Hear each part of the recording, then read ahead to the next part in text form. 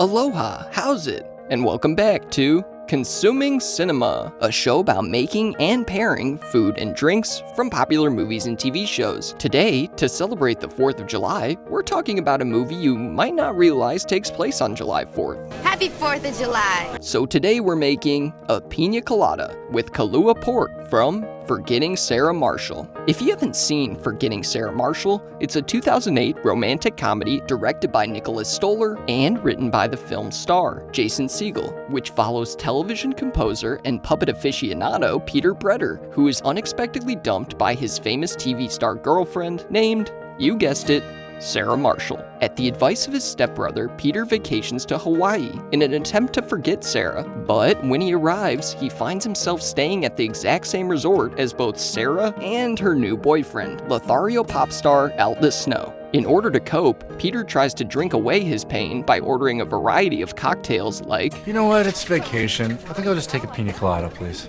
But what to pair with our Piña Colada? Well, later, Peter is consoled by hotel employee Kimo, played by actor Taylor Wiley, who, 15 years prior to this movie, participated in the very first match of the very first UFC event in history. Kimo asks Peter to help him prep a pig for an upcoming lūʻau, to which Peter responds, I must say, I'm a pretty good cook. But, unbeknownst to Peter, this involves actually killing a live pig. I'm sorry! I'm sorry! And while we don't actually see them eat the pig in the movie, the traditional form of a pig cooked at a lūʻau is called Kālua Pig, or as a mainlander like me might say, Kālua Pork, and is typically a whole pig cooked over volcanic rocks in an underground oven called an imu, which is then layered with a combination of tea leaves, banana leaves, as well as soaked burlap, and covered and steamed for several hours. But I'm going to show you a non-traditional way to cook Kālua pork at home, while still trying to keep things as authentic as possible.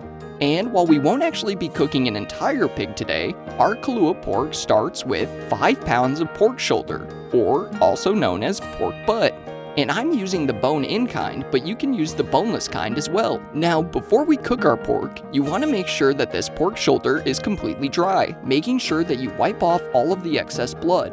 And once your pork shoulder is all dry, we're gonna score this meat. Scoring is a technique that involves making a series of shallow cuts into a piece of meat, particularly a fatty piece of meat like pork. Scoring allows the excess fat to drain during cooking, whilst also allowing all that delicious flavor to better permeate the inside of the meat. You can also score the bottom of the meat as well in a similar crosshatch pattern. And once your meat is all scored, we're then going to cover this pork with a product called liquid smoke, which is essentially just concentrated smoke flavor. And like I said, I want to be clear, this is not the traditional way of cooking Kālua pork.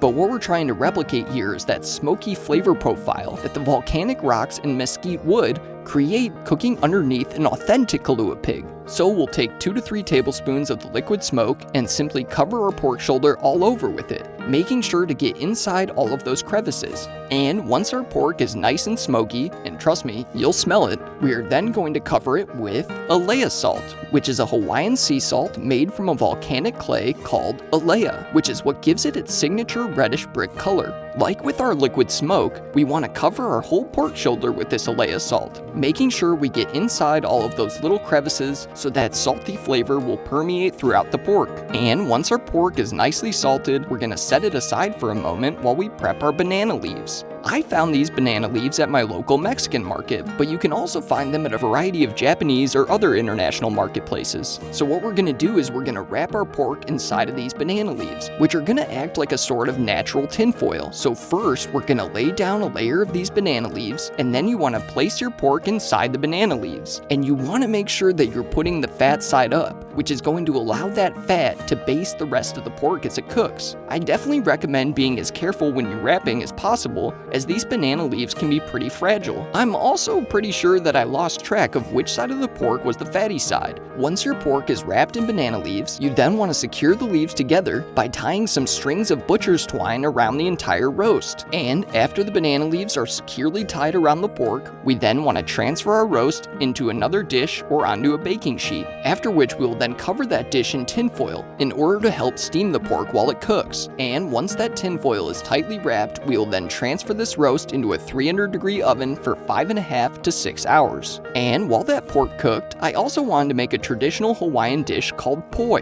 which is often served alongside Kālua Pig and made of mashed up taro root. However, after searching nearly a dozen stores in my area, I was unable to find the exact type of taro root needed to make poi, which are these larger sized taro roots which have a purple tint inside of them, like you see here, whereas the smaller kind that I was able to find everywhere have a slightly yellowish white tint inside of them. I also found these even smaller kind of taro roots at my Japanese market called satoimo, which have a slightly closer color to what I was looking for inside, but still not that purple look I needed to make poi. Nevertheless, I attempted to make poi, the key word here being attempted, by first cutting off the peel of the taro root, and then after peeling the taro root, I cut those into smaller chunks like so. I should mention that while I had seen a few videos of this here on YouTube, I had absolutely no idea what I was doing, as I've never eaten, much less made poi in my life. But despite this obvious obstacle, I still did my best to try and make some poi. And after I had cut up the small pieces of taro root, I then rinsed them off, and then I steamed these pieces of taro.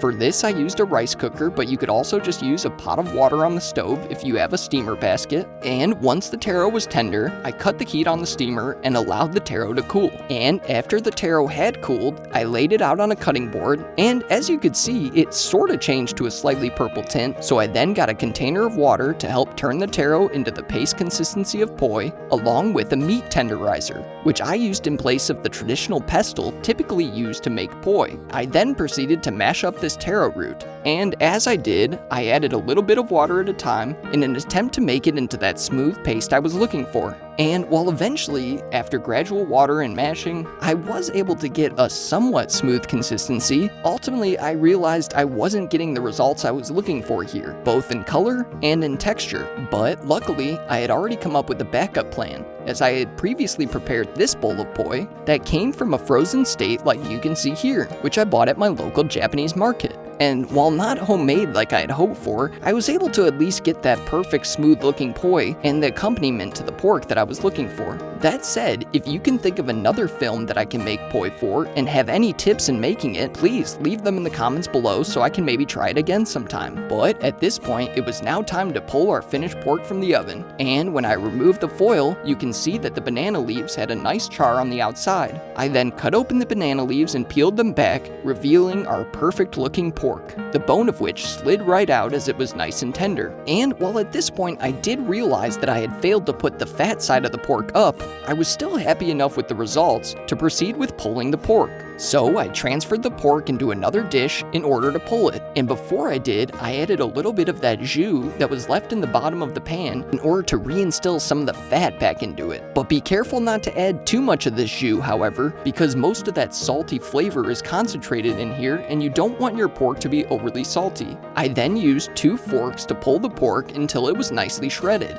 And so just go ahead and shred that pork to your liking, adding a little bit more of that jus to taste. And once your pork is all pulled, we want to immediately cover it and keep it warm while we make our piña colada, which starts in a blender, to which we'll add 1 cup of fresh pineapple, followed by an ingredient called creme de coconut. And while you can make it yourself, I use the most ubiquitous brand called Coco Lopez, which comes in a can and should be funneled into another bottle and kept at room temperature for easier pourability. You can also find other brands of creme de coconut like this one, Coco Real, which comes in a much easier to use bottle, but I find Coco Lopez to be far superior. So we'll add 1.5 ounces of our Coco Lopez to our blender, followed by 2 ounces of a light rum. As I've used on the show before, my favorite is Plantation 3-Star, and then we're gonna add 2 ounces of pineapple juice, and I particularly like this Trader Joe's brand, which is actually probably the only thing I ever buy from Trader Joe's. Next, you'll need around 8 ounces of pre-crushed ice. The ice doesn't need to be crushed, but I find it really helps with the blending process. And then we're just gonna blend up that piña colada, and then when it reaches the perfect consistency, we're gonna bring it on over to plate. Now, to plate our Kālua pork, I prepared a little platter with a couple more of our banana leaves, onto which I laid out a massive pile of our stunning Kālua pork.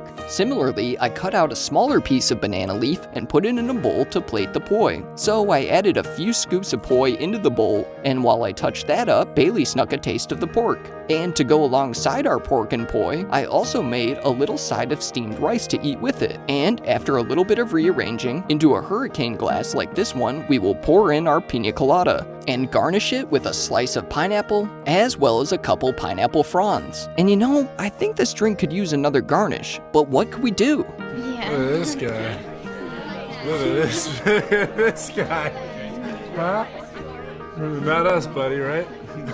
Not us. So, to make our phallic banana garnish, we will slice a lime in half, and then we'll cut the tip off of a banana. Then you want to first pierce a hole through that lime with a cocktail pick, and then you're gonna fashion the banana and the lime together using said cocktail pick. And look at this guy.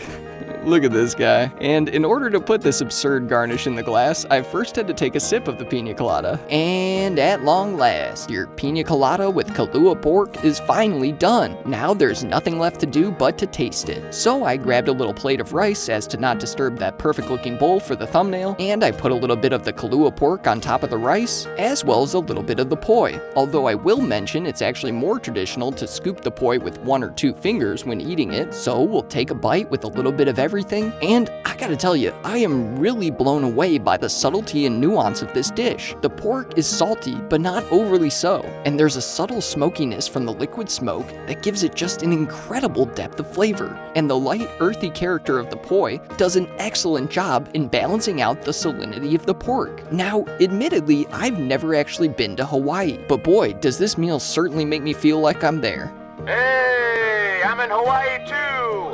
Aloha, bitches! But how does our Kālua Pork pair with the piña colada? Well, first of all, that's one of the best piña coladas I've ever had. Like our Kālua Pork, the piña colada is remarkable in its simplicity, and similar to the poi, the drink's sweetness balances out the saltiness of the pork. And honestly, I really think this whole meal is very much defined by its simplicity. All of these elements don't require that many ingredients, and that's what makes them so special. Just make sure you don't have too many of these piña coladas, or else you might end up like this. I'm on Sex in the City.